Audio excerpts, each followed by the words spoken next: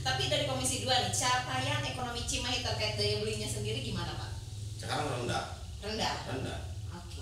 Karena jobnya para masyarakat yang sekarang harusnya dia punya contoh di pabrik, di perusahaan-perusahaan atau di tempat-tempat lain termasuk asalnya di tempat kafe, di hiburan, dia tidak mendapatkan rezekinya dari situ. Sehingga otomatis dengan berkurangnya itu daya beli turun, lemah, bukan karena melambungnya harga saja, betul. karena ketidakmampuan, tidak berdayanya karena tidak punya sumber. Jadi yang dibilang rendah itu yang dulu mah bisa sehari katakanlah orang makan umpamanya 3 kali plus ada lain-lainnya, ada buah-buahan. Sekarang belum tentu, dengan koceknya yang berkurang otomatis menurun gitu. Seperti itu. Tapi optimis bisa naik lagi Pak, kira-kira kapan nih? Insya Allah kita memohon sama Yang Maha Kuasa nih, ngomongnya bukan sama pemerintah. Allah tidak terus memberikan permasalahan yang berat buat kita dengan pandemi ini diantaranya. Iya. Bingung juga ya Pak, tapi mudah-mudahan sesegera mungkin lah ya. Seperti itu. Pak, ini Komisi 2 masih suka kunjungan-kunjungan gitu Pak? Ke luar kota? Harus ya Pak? Harus. Itu meskipun di amanat masa pandemi undang-undang. gitu ya? Saya bekerja amanat undang-undang. Harus saat membahas satu materi harus dibandingkan dengan wilayah lain. Untuk membuat raperda itu ya Pak ya? Raperda mau yang lainnya juga. Terakhir kemana Pak? Yang baru-baru? Kemarin ya. Kok Mbak tahu? Enggak, saya nggak tahu, makanya saya nanya. Kemarin kemana Pak? Iya. Kemana ya? Ke Bekasi. Ya. Oke, itu pembahasan untuk apa Pak? Kaitan evaluasi kinerja keuangan, evaluasi anggaran keuangan di bukan semester, di triwulan pertama. Di triwulan pertama. Berarti kalau sekarang udah ada kunjungan yang baru-baru, kunjungan yang sebelumnya sudah membuahkan hasil raperda gitu ya Pak? Ada yang masih proses, ada yang masih mentah, ada yang masih dievaluasi di provinsi, belum. Belum ya? Lama itu kan, sekarang harus diitukan dulu, diadakan evaluasi oleh pihak pemerintah provinsi atau Kemendagri. Pemilihan kotanya sendiri itu apa sih Pak yang menentukan bahwa kita harus belajar misalnya ke Pekalongan misalnya dulu gitu kan dari Komisi 2 untuk pengelolaan limbah plastik gitu kan, untuk ekonomi kreatif. Sekarang ke Bekasi misalnya gitu kan untuk keuangan. Kenapa memilih kota tersebut gitu Pak? Atau asal pilih aja yang penting ada kunjungan gitu Pak? Enggak asal pilih. Yang jelas awalnya dari materi dong. Dari materi, Kalau materinya ada di mana-mana berarti boleh pilih. Mana yang lebih enak? Kan ke sana dekat.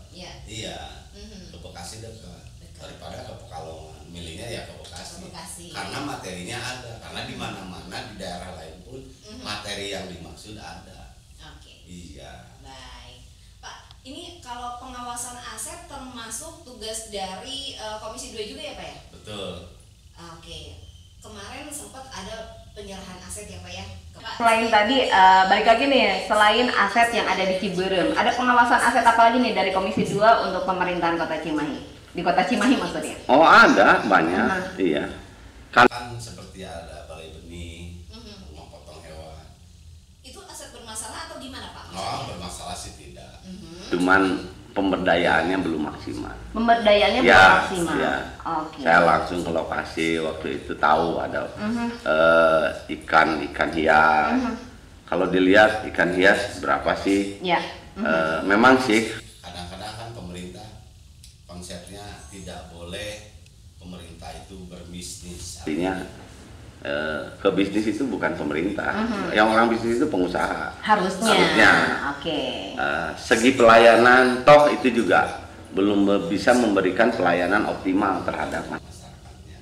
Contoh, dengan adanya benih-benih ikan yang dikelola, ikan hias yang dimaksud, kan belum pas. Apakah Cimahi sudah membutuhkan itu gitu loh ya Pak ya? Belum. Tapi kalau diarahkan ke bisnis, kan pemerintah tidak boleh berbisnis berlebihan. Sudah pengusaha berbisnis mah. Nah, seperti itu. Terus yang lahan-lahan aset lainnya yang tadi saya bilang masih belum dioptimalkan karena Ya jujur lah, butuh power yang kuat dari seorang leader. Iya. Harus seorang leader itu harus apa ya? Harus struggle, artinya harus juga memutuskan hitam putihnya itu harus segera gitu.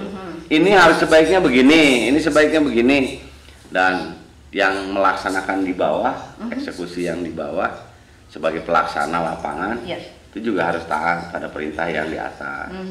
Artinya kalau masalah yang tadi aset-aset yang terlantar, aset-aset yang kurang pemberdayaannya, ya harusnya cepat diambil tindakan-tindakan yang memang nantinya bisa lebih bermanfaat untuk masyarakat Kota Cimahi. Oke, berarti selama ini secara tidak langsung kinerja pemerintahan Kota Cimahi juga bagus gitu Pak? Ya. Udah cukup optimal belum nih kerja Pemkot Cimahi dengan melihat realisasi yang selama ini Bapak lihat?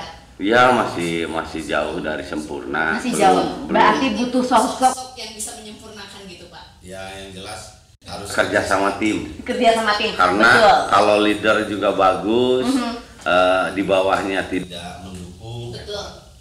Ini harus menyatu. Seperti lidi. Kalau lidi itu banyak. Oh iya, kalau banyak. Ya, kalau hanya 3 kan percuma ya Pak ya. Jadi dinas-dinas satu persatu menyepakati kesepahaman bersama. Tujuannya ingin membangun Cimahi, punya anggaran jangan boros.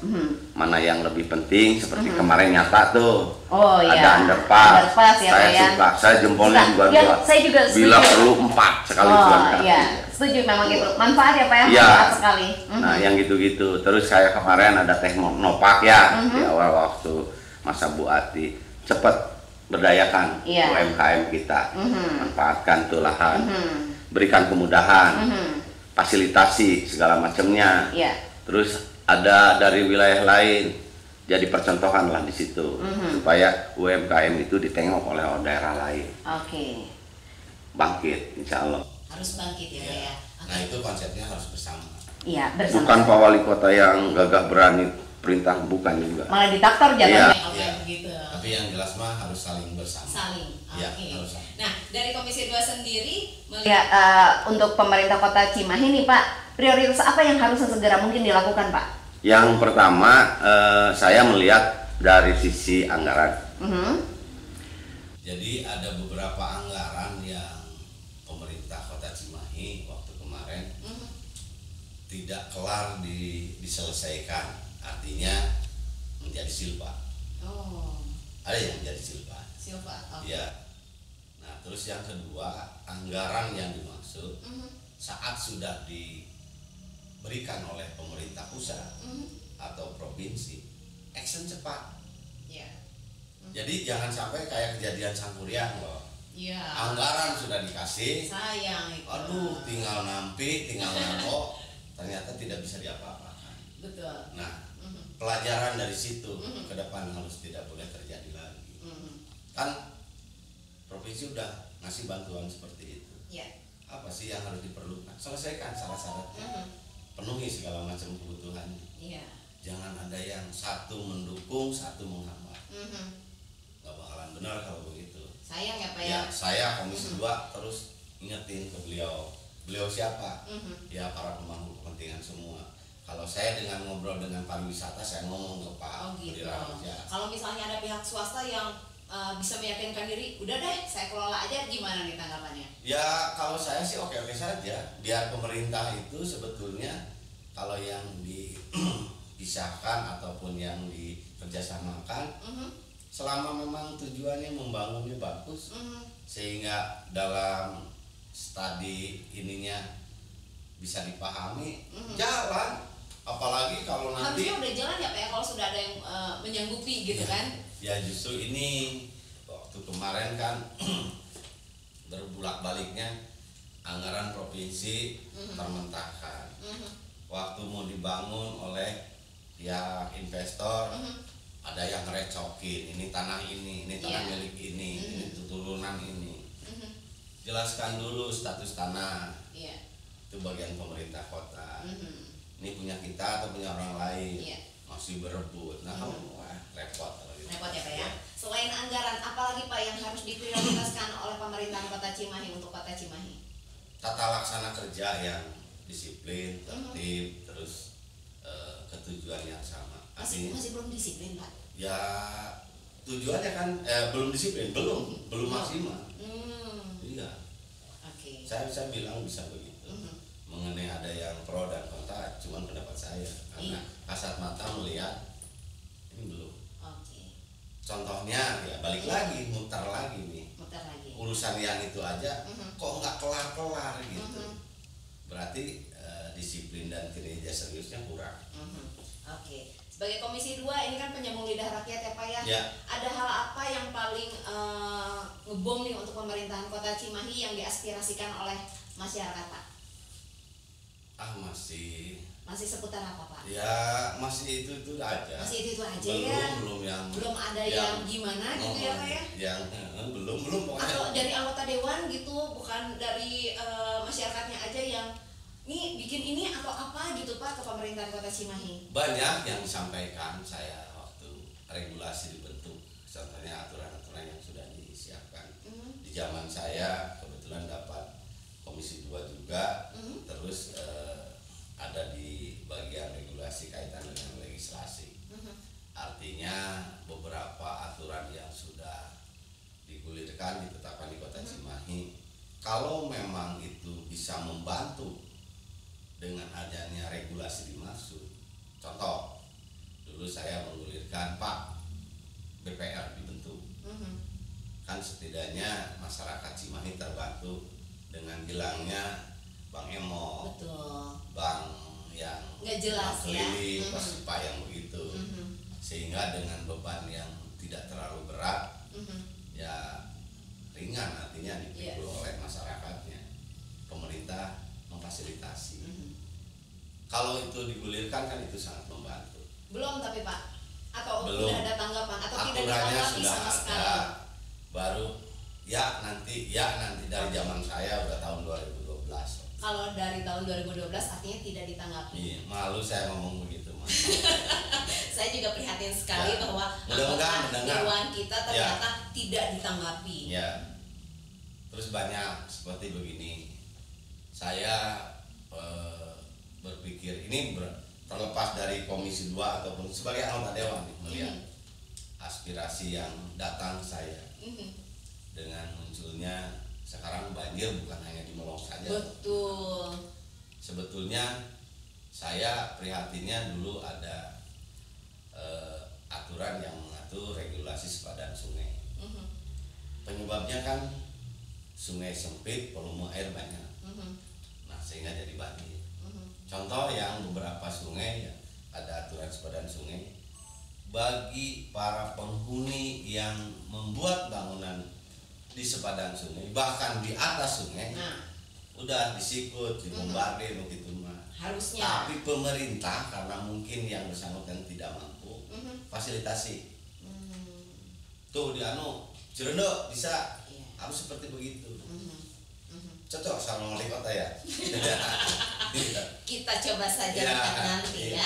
Ya nggak apa-apa biar publik tahu saya ngomong gini, nggak apa-apa. Jadi memang banyak sekali keputusan-keputusan yang sebenarnya masih belum gitu ya Pak. Iya, tapi kan saya juga kalau nggak ditopang sama nggak bisa. Jadi usulan seperti ini kalau dicerna oleh sahabat-sahabatku di eksekutif, ya tentunya dampaknya hasilnya akan positif buat masyarakat.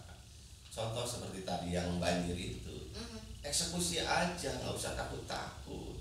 Oh ini ada backing ini ya, yang benar, yang tetap benar. Bukannya pemerintah lebih kuat ya Pak sebenarnya? Harus lebih kuat. Harus lebih kuat. Makanya dulu waktu ada kaitan dengan permasalahan yang bertabrakan dengan pemerintah harus jadi pemenang. Seharusnya. Ya, kalau urusan yang begitu. Oke. Jadi udah kebayang ya Pak ya, nanti kalau maju bakal ngapain aja? Canda lah Teh itu mah. Kalau benar itu mah ya gimana nanti. Terakhir nih Pak Edi, mangga ada yang ingin disampaikan untuk sahabat 5 waktu. Terima kasih, berkesan sekali pertemuan kali ini Bu Christine ya. Saya menyampaikan apa adanya dan saya juga tidak bermaksud menjelek-jelekan pemerintahan sendiri. Cuman keadaannya seperti itu. Dan saya masih berharap kepada para pemangku kepentingan, kalau obrolan ini bisa didengar dan bermanfaat untuk kita semua, tidak ada salahnya diakomodir. Bila mana saya ngomong ternyata melantur, kurang bermanfaat, anggap saja pembicaraan ini tidak ada. Tapi yang jelas banyak hikmah yang didapat. Terima kasih kru, kerabat kerja, Bu Christine, Kang Ubun, itulah yang bisa saya sampaikan. Semuanya juga demi kebaikan di Kota Cimahi. Iya, tentunya demi pembangunan Kota Cimahi ya Pak ya. Baik, atur nuhun Bapak Haji Edi Kanedi SE MPD sebagai Ketua Komisi 2 DPRD Kota Cimahi. Mudah-mudahan agenda-agenda di tahun 2002 ini apa ya, dan tahun-tahun berikutnya ini bisa tetap terlaksana dan sinergitas dengan pemerintah Kota Cimahi untuk mewujudkan pembangunan Kota Cimahi. Saya Christine Simanjuntak undur diri. Wassalamualaikum warahmatullahi wabarakatuh.